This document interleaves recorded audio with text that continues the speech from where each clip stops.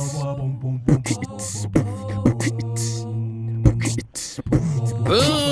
Welcome to Grow Dad Business, guys. We're doing it. We're doing it, friends. Grown Dad Business. Thanks for listening to the new show, watching the new show. If you are watching, thank you. Because if you're watching the show, you can watch it on patreon.com/Aaron Kleiber as part of a little reward for supporting monthly. Thanks, friends. Today, dude, guys, I'm so pumped to be able to start to bring in new guests. Not nude guests, new guests. A lot of my friends from all over the country that I've done comedy with, and this is no exception. My friend Tammy Pescatelli, you may have seen her on Netflix, her Finding the Funny comedy special. You can also see her do a set with other female comics called Women of a Certain Age. Hilarious female comics that have been on the grind for years. So funny. Tammy's part of that. Also, Tammy's one of the first people that brought me on the road. She's always seen Pittsburgh as like a second home. And I met her, just doing shows with her and doing local fundraisers, opening for her. One of the hardest working people in showbiz. It's truly, I know everybody says that, but Tammy's also one of the people that I've watched of how they do the business, because she's someone that moved back from LA and moved into her hometown with her parents into Meadville. Moved in with her parents, literally, like to be with her parents and to be with, her son's grandparents. Moved back to Meadville, Pennsylvania, and still is killing it, on Showtime, Amazon specials. And so, she's someone that I've always been like, okay, what's Tammy doing? Like, how did, you know what I mean? It's always encouraging to see Tammy do things, and that, maybe we could, people can follow in her footsteps. It's pretty rad. But we talk about all kinds of silly things. It's been almost therapeutic talking to my friends. If you're watching on video, you get to see some really funny things. We make funny faces. We talk about like doing bits with our kids, because Tammy started this weekly show on Wednesdays called Finding the Funny Family Style, based off of one of her albums, which I do the same thing. Everything is grown dad, granddad, whatever, GDB. But Finding the Funny Family Style, it's her and her son telling like jokes, like jokes and stories, and watching funny clips and getting other comedians to send videos in of funny jokes. I've sent one with my son. So it's pretty rad. It's something fun that she's doing with her son that, I've not seen other comedians do. So it's pretty rad. Like, I'm like, why didn't I use my kids in my videos? Because I'm selfish. That's why. But hey, if you're watching, thank you. Thanks for watching, because like I said, you're supporting monthly on Patreon, and you get to see my haircut. Look at this. I did not get a haircut, but my hair now, it looks like I have Billy Zane's haircut from Titanic. That's what I have right now. It's this wavy, like 1912, this is ridiculous. Like I own a piece of the railroad. That's who my hair looks like right now. I have that wavy Gatsby hair. But no, I want to just say thank you to everyone that's supporting on Patreon. On Patreon, you can get bonus episodes. Brad Williams and I did an episode a couple of weeks ago. You can find that bonus episode called That Was Good, Right? For the podcast only on Patreon. You could also get beats from my dude Kid Mental. You hear those beats right now. He does custom beats. And also go check out kidmental.com at kidmentalmusic. He does beats. You can find him through things like Fiverr, but through his Patreon, you can sign up for your own theme song. Go to his website, kidmental.com. You can find everything. You can also see him playing live on my Friday night happy hours, live 9 p.m. Eastern Standard Time. You can find us doing the live happy hour show. Kid Mental opens that up every week. He's my roots. You know what I mean? So it's exciting to have him every week and on my podcast. So give him a shout. And also, one of the cool things we did together is he's also an incredible artist. My man Kid Mental helped me design my first line of Grown Dad shirts. all printed by Ink Division, locally owned in Braddock, PA, but they ship and serve nationwide. Ink-division.com or at Ink Division. You can go find them on all social medias, and they're doing rad stuff all the time. They're printing your people's logos on masks now. They also offer a discount for creative entrepreneurs, musicians, bands, comedians, podcasters. You get 15% off your first bulk order from them, which is a dope money saver. They're also giving discounts and helping out set up web stores for creative entrepreneurs. So, and comedians, musicians, artists, that's a creative entrepreneur. So check out ink-division.com, hit them up, tell Jason I sent you. Amazing organization. Also, I'm excited about this. I feel like I want to show on video. My friend, longtime friend, and I'm a fan of Mary Mac, and you can follow her at Mary Mac Bakehouse. She does a podcast, the marymacpodcast.com, called In the Kitchen with Mary Mac. But if you go to marymacpodcast.com, she is now selling, not only she has recipes and cookies and muffins and cinnamon rolls and breads. By the way, the beer bread recipe, please go find that at marymacpodcast.com. Listen to her podcast, but also the rubs. She's got rubs now, okay? Not like back rubs. She has a new chicken rub that I just used on chicken, and another specialty rub, not even out yet, that I put on some shrimp. Amazing on the grill. So she's got rubs available and also all kinds of recipes. Go check out marymacpodcast.com. And you guys, thanks again for watching on Fridays. Like I said, Fridays, 9 p.m., streaming live on YouTube and Facebook, my live happy hour late show. Amazing. We have amazing guests all the time. And now we are, I'm giving proceeds to nonprofits. So every week we are raising money for a different nonprofit. So that's dope. So go check those out. You can rewatch those on patreon.com/Aaron Kleiber as well. You guys, I hope you enjoy my conversation with my friend Tammy Pescatelli. Granddad Business with Aaron Kleiber. That's my dad. Hello, underpants. That is hilarious. You should mouth to rate and review this podcast, or my daddy will go into a deep depression.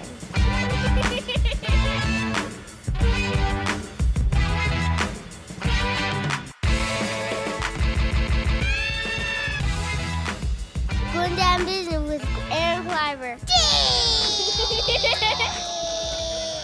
Yeah. Boom, Tammy Pescatelli. Hello. Your hair looks good. You said you were going to be ready. Well, I put you on Wednesday because it's makeup day. That's so smart. Yeah, I do a Facebook Live show with my kid. Oh, right. I'm either tag or drag. Like I'm either completely in catfish makeup or I'm hanging out. So. Catfish makeup. Yeah. Catfish so people funny. here. How much do you want me to send you, Tam? Look at all this. I Crazy. I feel like the COVID has aged my face. I blame it on COVID. Not that I'm 51 or anything. Honestly, though, the stress has I just, know. You know. Like I told you, my haircut is just, it's terrible. I need my haircut. Look at like when did I until we started Zooming, I didn't know I had this. Well, this is the worst. This was never, first of all, I have completely have no luck when it comes to the show business because I should have been in like the 50s, 60s, 70s. I was built for it. I have that sense of humor. But now I get on TV at the time of HD, right? Where every little crack. Yes. They have big screen TVs. My nose does not deserve to be on a big screen TV. I never want to be a movie star. Right? I mean, and now I got the Zooms are going to shoot me from here on up. I mean, I know. They have now on Zoom, they have a button that softens you. Did you find that? Yeah, I've been told about that. I've yet to find it. Thank you. I know. I was like searching for, I'm like, please soften my face. I'm a man. It's such a good idea to like, because I know I comb my hair for you and my wife. I comb my hair this week. Oh, thank you. Well, I feel like I look like the Van Gogh painting. It's just I know every time I look, I feel gross. But you're so smart of just doing everything in one day, so that you can just walk around in PJs. The middle of the day, the middle of the week, and because I also, like everybody, probably, but I fall into these holes where I can't. I'm depressed, so if I can gather it all up for one day. Okay, you're gonna laugh at me. I'm gonna pick up the computer and I'm gonna walk and let my dog out. Did you hear that bell? Did you hear that bell? That's my dog. We taught our dog to ring the bell to go out. And really? I'm gonna have to be cleaning up pee or poop, and I'm not gonna do that. So that's. How did you teach him where to hit a bell? I'm a genius. This is amazing. I saw it on YouTube, and when she was little, we used to just open up the door when she would go outside. You'd ring the bell, and every time she'd go out or come back in, we'd ring the bell, and I'd give her a treat. You got to go outside that once. Wow. So. Oh, you have a beautiful dog. So I talked to Brad Williams a couple weeks ago, and we were talking. My kids have been talking about dog. I'm asking Brad because he has dogs now. Look at your gorgeous dog. Oh boy. No. Listen to what happened. About it. Let me tell you about this story. Tell me why I shouldn't, Tam. She's 2.5 years old. She'll be 3. It is the Monday before Thanksgiving, and my kid had asked for a dog for Christmas, and I said it's not time. The dogs are a lot of work, and it's winter. Conversation I'm having with my husband.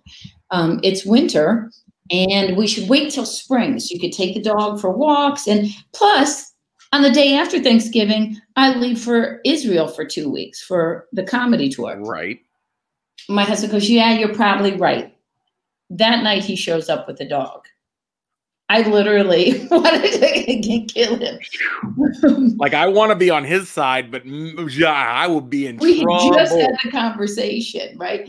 And it was just, and then it's one of the only times ever, like a month later, my husband looked at me and said, oh, you were right. You were right. I'm like, yeah, I was right, dummy. That's why I told you that in the first place. I've had dogs before. Yeah, there is the timing to it. But then for me, I don't know about, like, I keep asking my friends about my wife and I, there's 2 things is picking up shit and hair.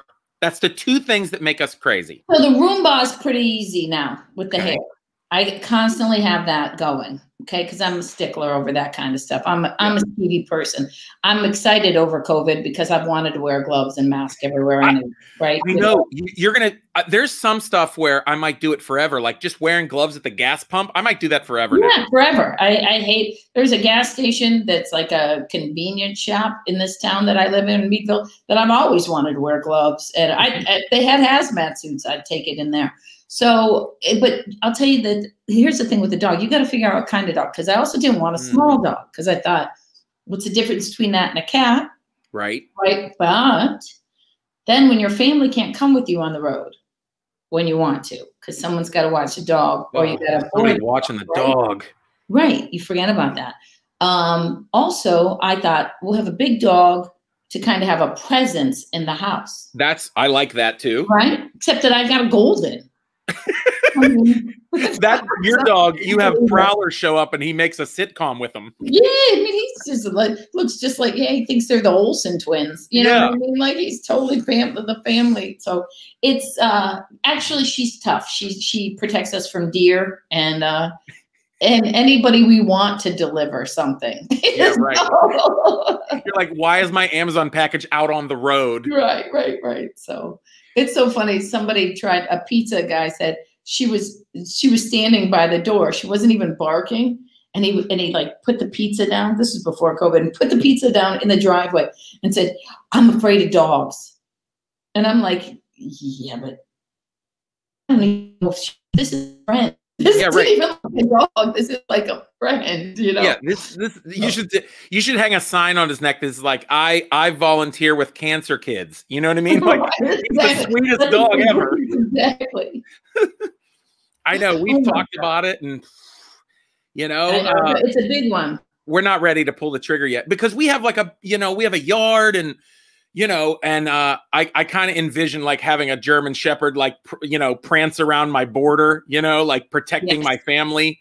But it's just, I don't know if I can, because I have 3 kids, you got 1. So I have 2 more chances of someone picking up the crap than I do, you know? Yes. But it's always me. So you might as well forget it. That's it's all I ever hear. The kids do it for a week. It's always me.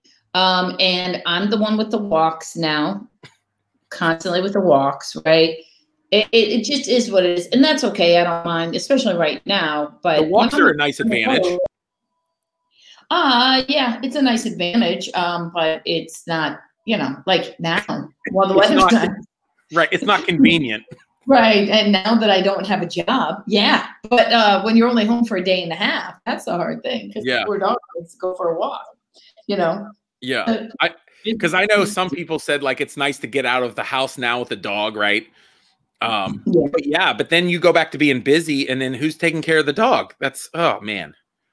There's so many things. Me asking people about getting a dog, it's becoming like a 10 podcast series. It's insane. I would say wait. Yeah. I would find, like, I would do that thing that they do for people who are in recovery. See how well your kids take care of a plant. Yeah. Get a plant first. Or someone said get them a fish or get them like a hamster or something, you know, and then we'll have dispose a pet. Yeah, dispose a pet. Exactly. Well, that's the thing with the dog. You can't just get another dog that looks like it. You know, when the fish dies, you get the other fish. I do. You were the first person to say something about little dogs, is that it's like a cat. I do not want a cat. I had cats. I do not like no. But little dogs, the only little one I love is Yorkies. You ever see the little Yorkies? Oh, yeah, they're cute.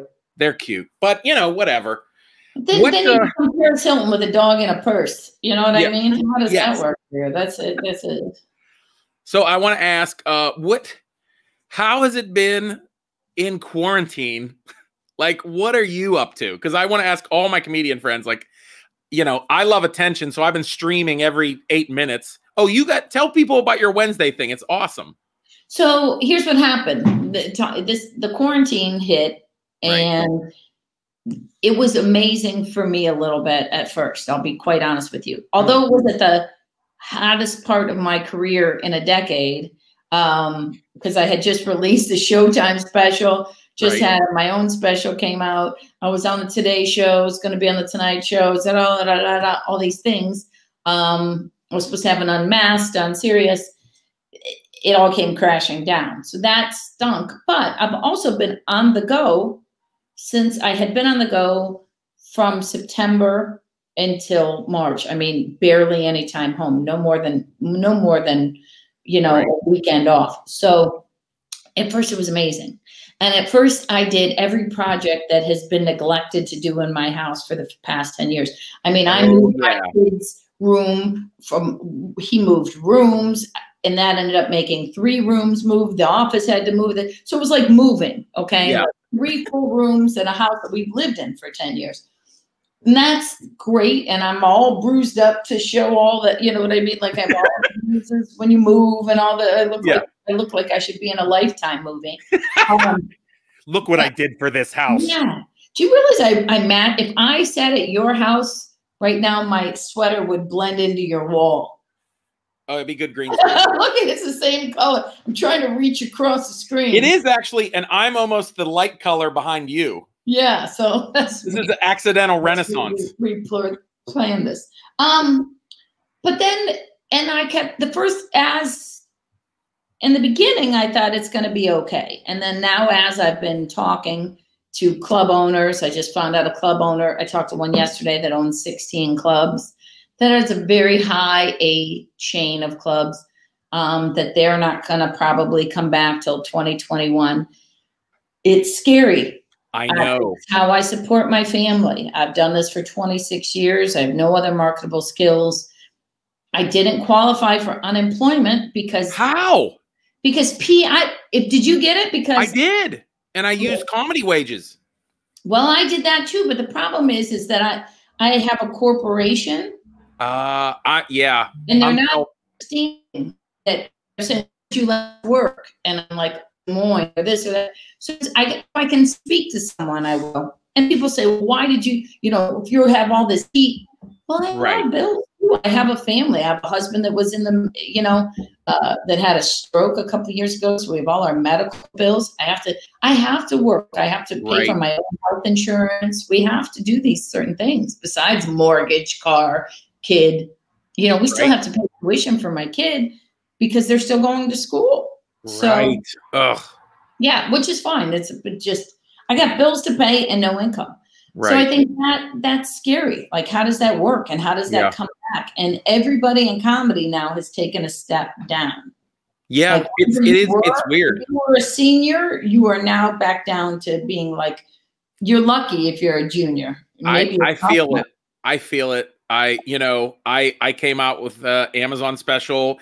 I was like, I had some, headlining clubs I've never headlined coming up before. And I'm like, wow. And now, but that's the thing. Like, what are you parlaying into? Like, what else can we do?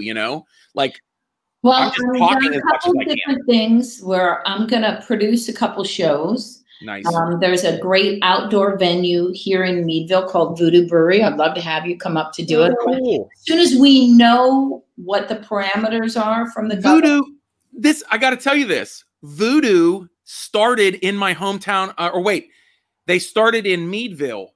Yeah, right? My home. They opened up their second one in Homestead, where I'm from. Oh, that's very cool. Isn't that crazy? Yeah. Well, they have a big 9-acre facility. Oh, cool. So that they can do outdoor. So we're going to do those. Talking to a couple of drive-ins. Just going to try to figure out how to roll with it. Doing that show. Right. But what happened what sparked was that show that son went on Facebook Live called Finding the Funny Family Stuff. My old special, Finding the Funny. Kids aren't laughing. And I realized, like, adults are talking about how they watch this special, that special, this special, but what do kids laugh at? Like, yeah, long form sitcoms and movies, but they're not hearing something quick, a laugh.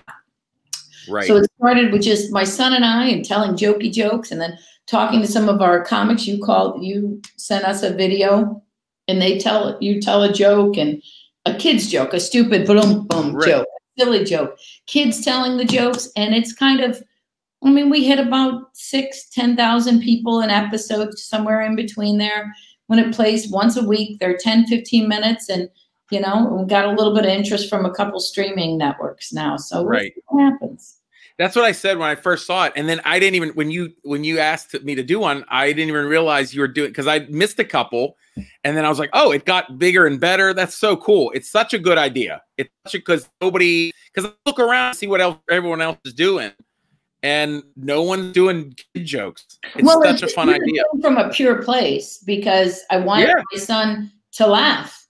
And then and his friends ultimately to laugh, because I don't want that generation that was like my grandparents' generation, that no one laughed. They never found anything funny. There was no humor. Granted, they were immigrants, but still, anybody who lived in that Depression era had a hard time laughing. Yeah.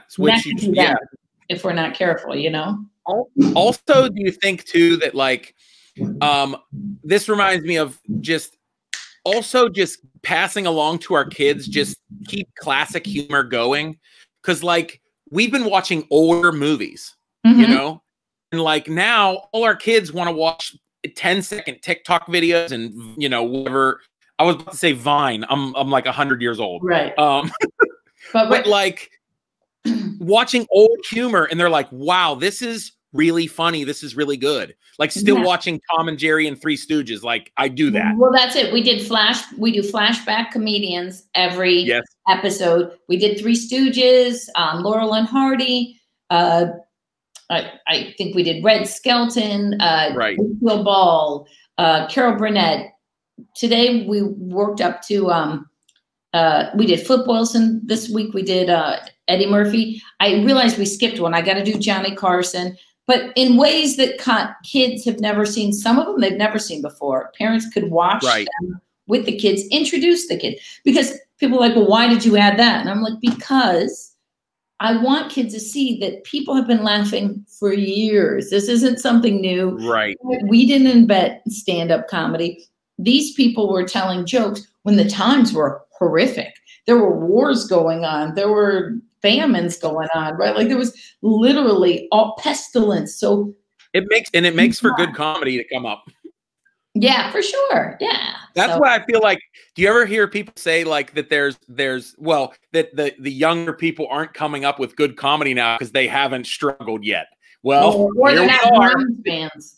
That's why, right. That's why Cleveland has the best comics that come out of there, because we all were Browns fans. So I mean, me, John Hinton, Arsenio, Drew Carey, Chad Zuma, like we know what it's like to suffer. Oh, John Hinton is a diehard. He cracks me up. Right. He like fights with people about the Browns. It's so funny. That's like he's their daddy.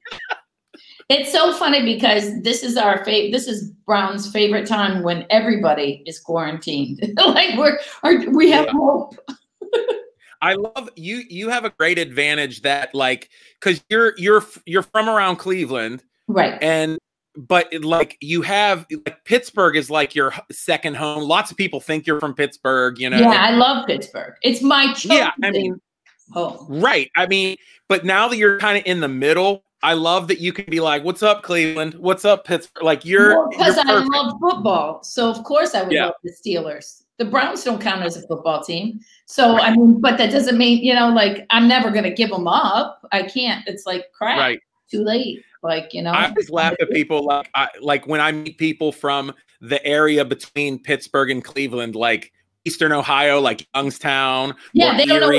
You could sit at their dinner table and someone's got on a Steelers jersey and someone's got on a Browns jersey. I'm like, you guys realize this is, but again, no rivalry anymore. I say that in my act all the time. I'm like, sure. It's like picking on the slow kid. You can't. The Browns and Steelers are two different entities. It doesn't count. It doesn't. Now, if they go to the Super Bowl this year, like if there is football and they go to the Super Bowl, you can tell that the world is really ending.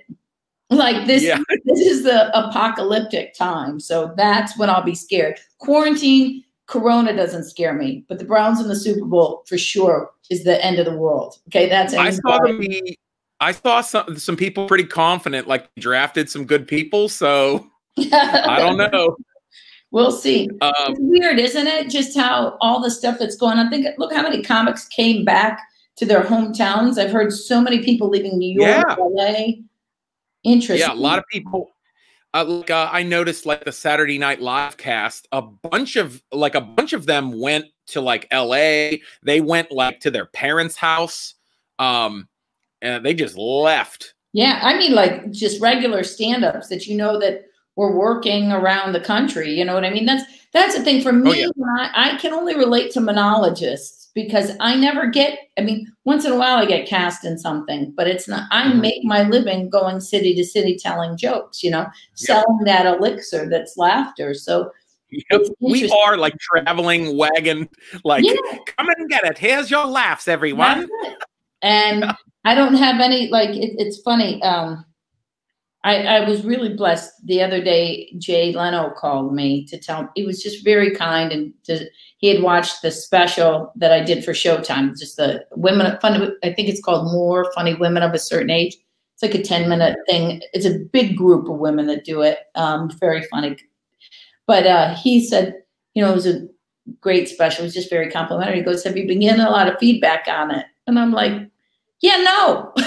I'm like, no, online from, Hollywood, no. But from the people, yes, I've gotten great feedback. But I've always been just a grassroots campaign comic. Like, I never, I had my development deals and stuff like that. But everything I have was because of just the people going to do the shows and knowing they got their money's worth and them coming back with like-minded friends the next time, Yeah. I have to say, I don't want to get all sappy, but listen, I have to compliment you because you are the on one hand of comics and friends that I watch what you do. Like, because I've been, the last 10 years, I've worked with you so much and just like, well, if I want to keep doing this, who's doing it, raising their family, not in New York or LA or Chicago, you know what I mean? And you know, I watch what you're doing, you know, that was a conscious decision to leave Los Angeles. I was kind of lucky because I wasn't forced out of LA, but also I had I mean, you see these girls now and they're pregnant in their specials, but again, that wasn't the time for me. Granted, it was my son's only 12, but that I had to hide it till I was. Wow. You're right. You know, I never thought of that. If you would have tried to do a special pregnant 12 years ago, you're right. People would have been like, they told me to hide it. And they told me, my agent said, don't, because no one will book you for the fall season. Wow. So we hit it. And then I thought, I got to make a decision.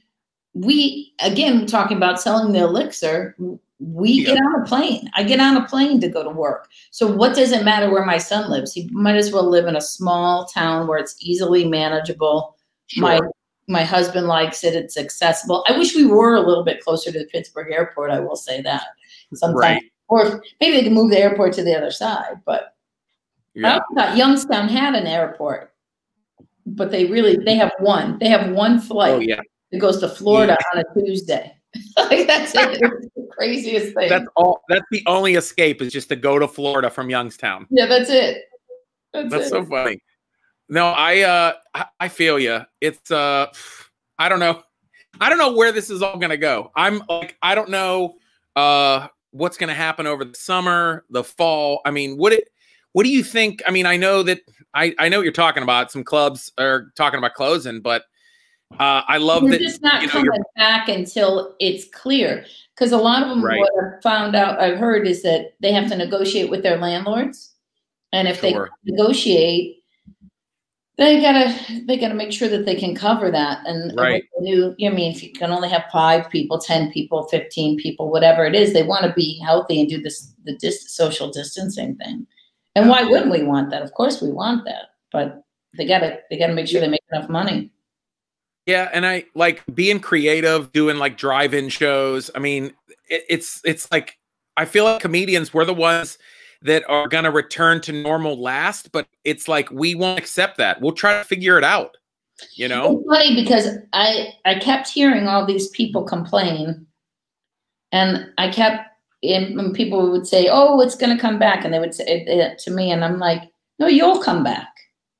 We're not coming back." Not for a long time. But that just because we're not performing in that way doesn't mean comedy's going to go anywhere. We're just going to find out how to handle it and how. I mean, I've never been off stage as long. Even when I had my son, I was on stage the night before I gave birth and back on 3 weeks later for a corporate date. So I'll just have to watch my special to remember my act, you know. But that's how we'll get through, you know. People will download our specials, and that's how we'll find, you know. That's how they'll find us and continue to remember. Yeah, it's almost like when we come out of this, it's like, hey, look, I have this. Like, this is, I swear, I used to be this person. I'll see if I can tap into it again. You know what I mean? Well, and I think as long as you keep reminding them, and I also post sometimes to remind myself, like, this is what was going on. That set that I did on that Showtime special, pound for pound, is one of the best 12 minutes I've ever done. And it's a set that, having nothing to do with COVID, at a different age would have gotten me a development deal or some kind of showrunners or something. But I'm a 51-year-old woman who doesn't live in New York or LA. No one is looking for me. So that's a choice that you make when you see everybody, people like, you know, why aren't you in this? Or you see all these comics that are surpassing me. I made a conscious decision to not be there.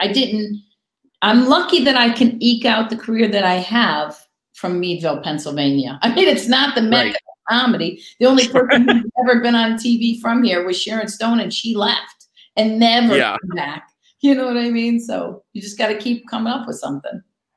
Yeah, it's just trying to stay busy. I mean, literally, I said just like streaming, talking like this, it's very narcissistic, but I just need to keep talking. You know what I mean? I just need to keep going and just like cutting up. Yeah, I've never even cutting up with friends. Right. Well, I've never spent this long with my husband, so that's interesting too. Literally, we have been together since March 14th. That's never, Right. I mean, we've been together for 13 years before that, but no more, 14 years before that. I know. How has that changed for you? Because for me, I completely agree. Just like the first couple weeks, it hit around maybe the end of March, and I was like, oh, this is what it would be like if I had a normal 9-to-5 job. Yeah. And we were home every night, like Friday and Saturday night, us sitting around eating popcorn, watching movies. Like that's a thing that never. I'm really trying to enjoy the moments because I'll probably never get them back. My kid's never going to be young again. I'm going to have to work like a maniac when this does open up. Yeah. I'm going to have to work like a maniac. I'm going to miss a lot of stuff. I've missed a lot of stuff through the years. So I'm trying to hold on to these moments and just really be grateful for them. You know what I mean? I think that's my, and you know, I think it's nice to have a house that's big enough for me to go to another room. Yeah. That's one of the biggest blessings. Like people always ask, how do you live in the Midwest? And, you know, and when I tell them, you know, I have 2 acres and, you know, 4 or 5 bedrooms, and they're like, what? That's and I'm why like, you live in the Midwest, right? Yeah. Yeah. This is cheap. I live in a 100-year-old home, you know?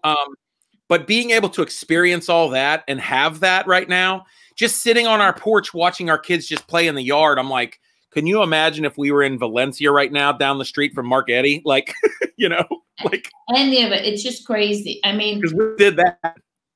Yeah, that's an easy path, but I would have never, you know, for me, it just ended up turning out to be crazy too, because I'm also 7 minutes. My parents moved to Meadville to help me with my son when we had the TV show and stuff. So, you know, I'm getting to help them in the time that they need it. Because I'd have been living in LA going crazy trying to get here anyway. So having to make a choice between my parents or my kid or, you know, and that would have been too much. So I'm trying to just enjoy the moments where they are and know that, look, funny doesn't go anywhere. If you're really funny, I mean, it doesn't go anywhere. It'll come back. As soon as they open up a venue that I can really do it. I'm just not doing Zoom shows. I'm just not. At this point. I have a special, and that's what that's how you should remember me. Right. I love that. Yes. You know, when you were talking earlier about kids comedy, there's something, I'm telling you, bring it full circle. There's something there with you doing comedy with kids. There's, I mean, Luca co-hosting, you know, like you and your son hosting a kid stand-up show. Tons and tons of tapes of friends doing kids jokes that I had for Luca's birth. My son's name is Luca. And for his birth but I don't want to play them for the show because it's just like Robert Schimmel, very good friend of mine who passed away, but one of the dirtiest comics who ever lived, but telling a knock-knock joke for my son, you know? So I always wanted that because I needed him to know who Mommy's friends were. Wow. And he could never go. Like he could have never seen Robert Schimmel. You know, so I needed him to know that I was okay and that these people were good people. Like, you know, kids need that visual. So I have those, and that's kind of, I always have wanted to do something like this. So the time is really actually right. Let's see what happens. We're just not great with technology. You know what I mean? Yeah, I know. That is such a good idea that you have videos from your comedy friends. That is neat, especially people like Schimmel or I'm happy like my kids had a chance 2 years ago, like go to lunch with John Witherspoon, one of my favorite people I've ever toured with. Yeah, you know, and to have that memory, but have those videos. That's such a good idea.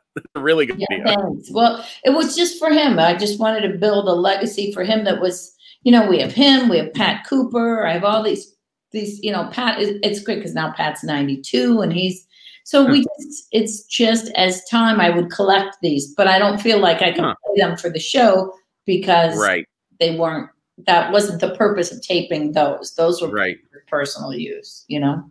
I'm sure every comedian would love to do like a kid's joke or on TV or something like that. That's such a good idea. It is a really good idea. Well, I'm telling you that I'm thinking of, and I'll just say this now, I think I may start, depending, doing an afternoon show on the venues that I've been, like a Saturday afternoon kids show, because I never had that before, but we have the content now. I have 12 episodes of this. Yeah. And we can play it, and kids could tell their jokes, and we could do something live for kids with their family. Right. Come.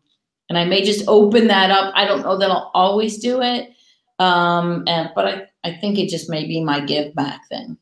Yeah, right. I love that. I wrote a thing in my joke book that's just said bits that work on my kids. So like, you know, those things we do to our kids to make them laugh? Yeah. Like I've tried those to adults. Like I was like, all right, who wants to ride on my knee like a horse? They love this, you know, like, but well, you know what? You could be the man on the street and play that sketch out. You film that as a sketch, and then you'll be the man on the street when we turn this into a real show. I love that.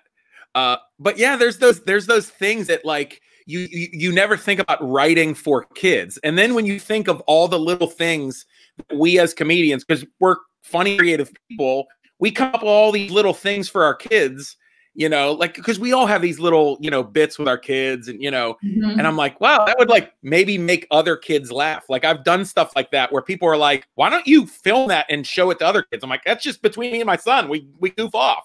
Yeah, but it's funny. You know, we had jokes all around us when we were growing up. They were on the bazooka, on the gum, Bazooka Joe. They had jokes on there. They were on Dixie cups. They were everywhere. They were in the back of cereal boxes. So these kids don't have that. They have also just cutting up and ripping on each other and busting each other's balls. Like that was a thing all the time. Now don't hurt feelings. Don't call that kid chubby. Don't you dare. Right. I mean, remember this? It kind of Bus Kleiber, open the door. My name is Chubby. That one makes my son laugh all the time, and he's 12, and he's laughed since he was 2, and he's laughing at 12 when I see what I mean. See, Tim, I love you. Thank you for hanging out with me. And my pleasure. Thank you. Thank you. You gotta do it too, Aaron. Come on, let's do it. Bus driver, open the door. Open the door. That's a good one. I'm gonna do that. That's a good one. That's a keeper. But every time I do it, I'll send you 10 cents. Thanks, sir. Now tape your kids and send them to me. Telling kids. Yeah.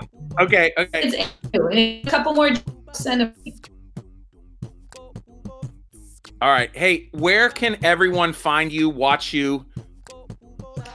At Tammy Pescatelli on all social media. And then my special, Way After School special, is out on iTunes and Amazon and Vimeo. It's everywhere. Yes. I'm on Women of a Certain Age on Showtime. My special, Finding the Funny, is on Amazon Prime for free.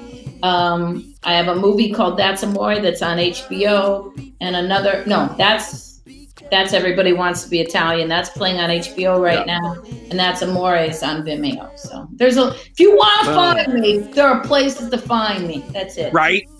By the way, Way After School special, hilarious. And best, I told you when you announced it, I texted you and said, doing it at your high school is such a good idea. I wanted to do it, and then Tammy did it, and that was it. That's so good. I love you, Tam. Love to the Lucas and your family. Same over there. Say hi to your family, your wife, and your kids. Bye. Thanks, Tam. Bye.